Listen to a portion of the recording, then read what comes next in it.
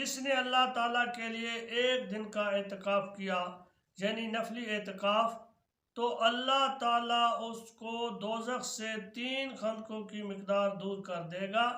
اعتکاف کے متعلق شرعی مسائل۔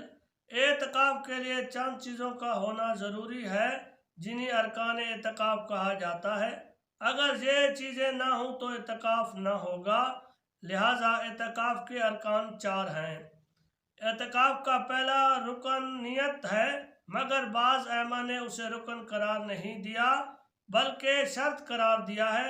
نیت کو خواہ رکن یا شرط تسلیم کیا جائے، برکیف یہ اعتکاف کے لیے ضروری ہے۔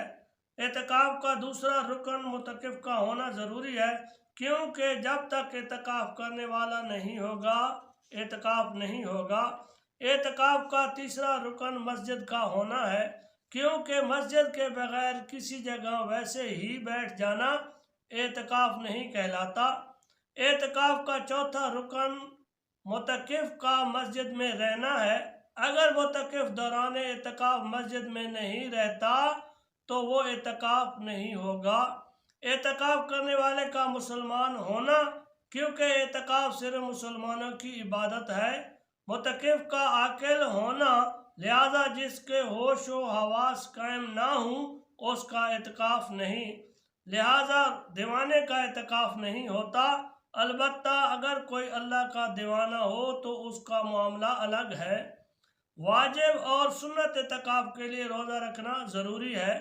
عورت کے اعتکاف کے لیے اس کا حیض سے پاک ہونا ضروری ہے۔ عورتوں کا اعتکاف گھر میں ہوگا، مسجد میں نہیں۔ نابالغ جو اچھے برے کی تمیز کر سکتا ہو اعتکاف کر سکتا ہے۔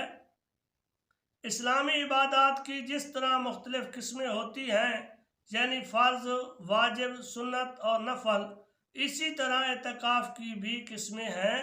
اعتکاف اللہ تعالیٰ کی طرف سے فرض نہیں ہے، لیکن صوفیاء اور اہل تقویٰ نے سالکان طریقت کے لیے اسے اکسیر قرار دیا ہے۔ اسلامی فقہ کی روح سے اعتکاف کی 3 قسمیں ہیں: واجب، سنت اور نفل۔ سنت اعتکاف وہ ہے جو رسول اکرم نور مجسم صلی اللہ تعالیٰ علیہ وآلہ وسلم کی اتباع میں رمضان المبارک میں کیا جاتا ہے، چونکہ نبی اکرم نور مجسم صلی اللہ تعالیٰ علیہ وآلہ وسلم نے بذات خود یہ اعتکاف رمضان المبارک فرض ہونے سے آخری دم تک کیا ہے۔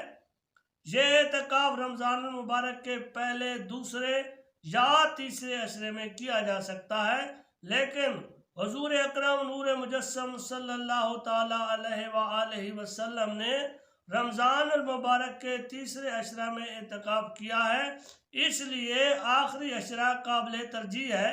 یہ اعتکاف 20ویں رمضان کے غروب آفتاب سے قبل شروع ہوتا ہے اور آخری روزے کے افطار تک رہتا ہے۔ چونکہ اس اعتکاف کا آغاز 21ویں شب سے ہوتا ہے اور رات غروب آفتاب سے ہوتی ہے، اس لیے معتکف کو چاہیے کہ 20ویں روزے کو مغرب سے اتنا پہلے مسجد میں پہنچ جائے کہ غروب آفتاب مسجد میں ہو، اور یہ اعتکاف سنت مؤکدہ علی الکفایہ ہے، یعنی ایک بستی یا محلے میں سے چند افراد یا کوئی ایک شخص اعتکاف کر لے تو تمام اہل محلہ کی طرف سے سنت ادا ہو جائے گی۔ اگر کوئی شخص بھی اپنے علاقے سے اعتکاف ادا نہ کرے تو سارے محلے والوں پر ترک سنت کا گناہ ہوگا، مگر یہ بات یاد رہے کہ مسجد میں اگر کسی اور علاقے کا آدمی بھی آ کر اعتکاف کرے تو پھر بھی یہ سنت اہل علاقہ کی طرف سے ادا ہو جائے گی۔